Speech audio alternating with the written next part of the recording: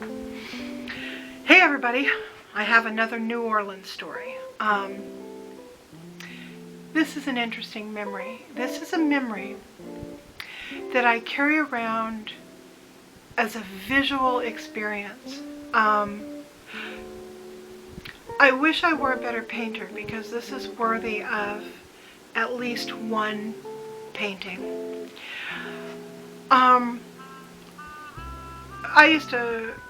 When I went to New Orleans, I would always ride the streetcars around. You'd ride the streetcar up to the zoo or to go get lunch somewhere, some interesting place, or to go see something. They're always fun. Well, I had been out and about, and I want to say I was by myself. I don't remember anybody else being with me. And I was coming back on the streetcar. We were going through the Garden District. Now, the Garden District, if you don't know, is an area of lovely old homes, and they're set on large lots, most of them with lots of ancient trees and mature because they're ancient, bushes and stuff, a lot of rhododendron and azalea, lots of blooming things, camellia, just lovely homes and beautiful settings, and it's all quite old. Well, and St. Charles Street is one of the main streets in the Garden District. So I was on the St. Charles streetcar, and it was late afternoon, kind of right before dusk, when it starts to dim, and the little light that is inside a house, it glows out. I mean, it doesn't shine out like at night. It kind of glows from within.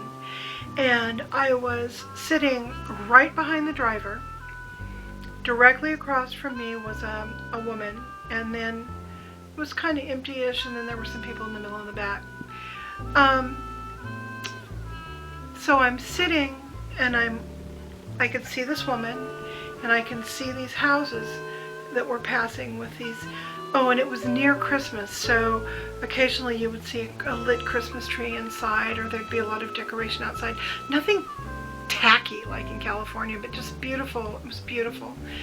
And these two people were talking. They knew one another. They were both black. The driver was probably 50, and the woman that was talking to him might have been his age, maybe a little bit older. And she was dressed in a uniform of some kind. It looked like maybe hotel, maybe housekeeping staff, something like that. And they were carrying on a conversation. I was eavesdropping because I do that a lot. People interest me, what they're talking about. So I sat and I kind of watched the houses and I listened to what they were saying. Well, they were discussing the upcoming holidays, and you could tell that they knew one another pretty well, that they had history. I didn't get the sense that they were related, but maybe they were related several clicks removed. Though I remember the woman she said something like, so Warren, how's your mama? And Warren said, well, she's okay, but she's had, the lumbago or something. And the lady says, well, gosh, that's too bad. My sister, she had the lumbago, but I think it's going to be okay. She's doing the cooking for Christmas. Oh, is she now? Will you be at your sister's? Yeah, we'll be at Annie's, and Mama will be coming. Oh, that's lovely. What are you and your mama going to do? And they were having this conversation that was it was a very intimate conversation, and it revealed a lot about these people, the people in their lives, the problems they were having, the way that they celebrate things. I mean, as they were talking, all this kind of, it wasn't mood, I mean, it was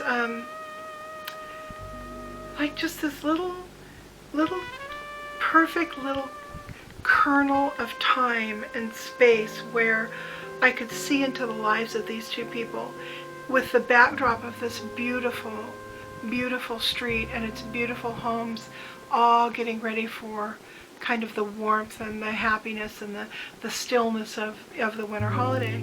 And that was the feeling I got when they were talking. They weren't talking in an animated way. They were talking very calmly. Their voices had a lot of gravity to them. They weren't somber, but it was really special somehow to listen to them talk.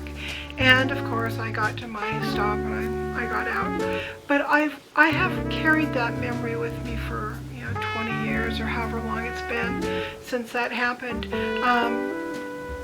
It was like looking into a scene in a movie that was designed to make you feel hearth, home, love, longing, family. The director and the screenwriter were trying to make you feel all of that stuff. Well, these people made me feel all that as I eavesdropped on their conversation. So, kind of an odd little memory, but important to me, obviously, because I've carried it with me all these years. So, I will have more to talk to you about later. Bye.